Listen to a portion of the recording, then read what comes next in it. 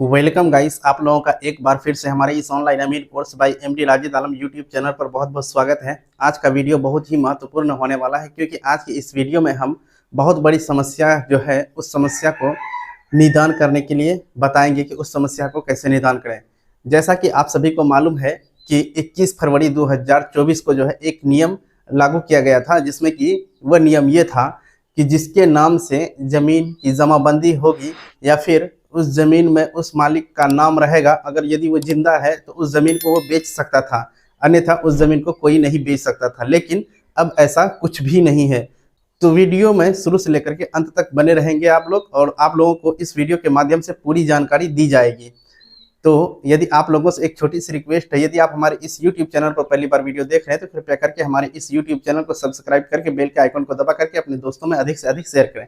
तो चलिए बिना देरी किए वीडियो को हम लोग शुरू कर लेते हैं।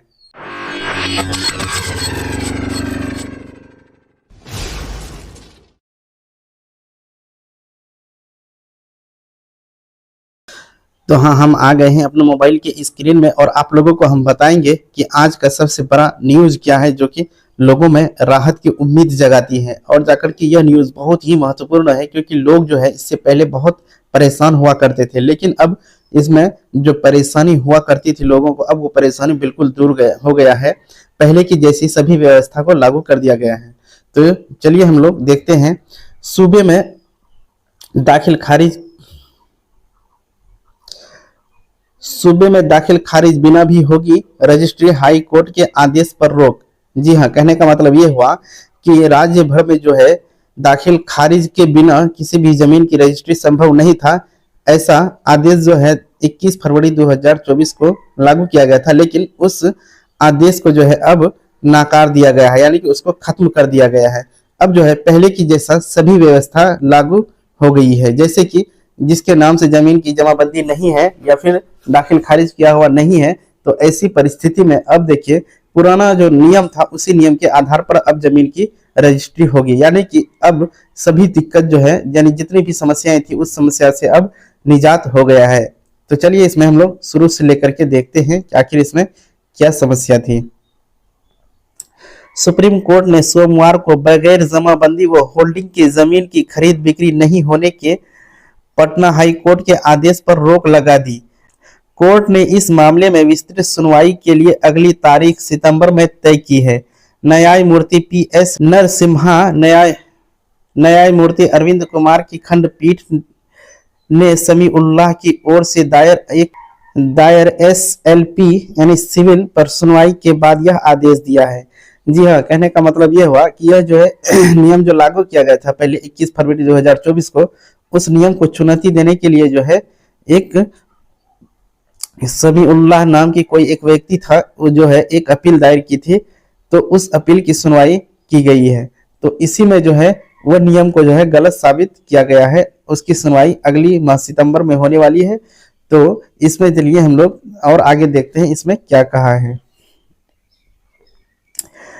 आवेदक की ओर से वरीय अधिवक्ता मनन कुमार मिश्रा, अधिवक्ता शिवजीत कुमार मिश्रा एवं अंजुल द्विवेदी ने कोर्ट को बताया कि सरकार ने 10 अक्टूबर 2019 को बिहार निबंधन नियमावली में 19 में संशोधन किया।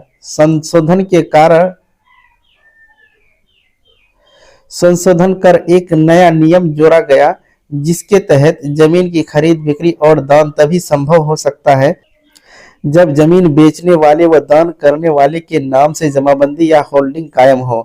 कहने का मतलब ये हुआ कि राज्य में जो है 10 अक्टूबर 2019 को जो है एक नियम बनाया गया था, जिसमें कि 19वां संशोधन था। तो उसमें यह नियम किया गया था कि राज्य के अंदर कोई भी जमीन की खरीद या बिक्री या फिर दान तभी संभव कर सकते हैं जब उसके नाम से जमाबंदी कायम हो या फिर उसके मालिक वो पूर्ण रूप से हो। तो इस संबंध में जो है नियम बनाया गया था। अब चलिए इसमें देखते हैं आगे इसमें क्या कहा गया है। निबंधन नियमावली में इस संशोधन के बाद निबंधन पदाधिकारी को अचल संपत्ति की बिक्री या दान के लिए पेश दस्तावेज का निबंधन कराने के पूर्व उन्हें यह सुनिश्चित करना होगा कि जमीन बेचने या फिर इसका दान करने वाले के नाम से जमाबंदी या होल्डिंग कायम है या नहीं। ऐसा नहीं होने पर निबंधन नहीं होगी। ऐसा जो है 10 अक्टूबर 2019 के 19वां संशोधन में ऐसा कहा गया था। लेकिन अब जो है आगे इसमें हम लोग देखते हैं, बीते 9 फरवरी को निबंधन नियमावली में संशोधन को याचिका दायर कर हाई कोर्ट में चुनौती दी गई थी। हाई कोर्ट ने 21 पन्नों के फैसलों में संशोधन को सही करार देते हुए चुनौती देने वाली याचिकाओं को खारिज कर दिया था। अब देखिए, जो भी जो है इसमें अपील किया था उसको जो है खारिज कर दिया गया था। लेकिन अब जो है इसमें आगे देखिए, अब इस फैसले के बाद संशोधन पर लगाई गई रोक स्वतः निरस्त हो गई है जी। अब पहले जो यह रोक लगा दी गई थी, लेकिन यह जो है अपने आप जो है यह निरस्त हो गई। कहने का मतलब यह नियम अपने आप खत्म हो गई है। पहले के जैसा अब सभी अपना जमीन को बेच सकेंगे।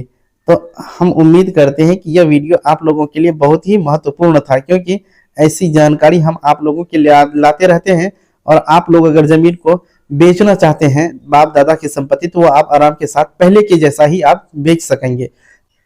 तो हम उम्मीद करते हैं कि आप लोगों को यह वीडियो बहुत ही अच्छा लगा होगा। तो चलिए आज का वीडियो हम यहीं पर समाप्त करते हैं। मिलते हैं अगला वीडियो में, तब तक के लिए जय हिंद।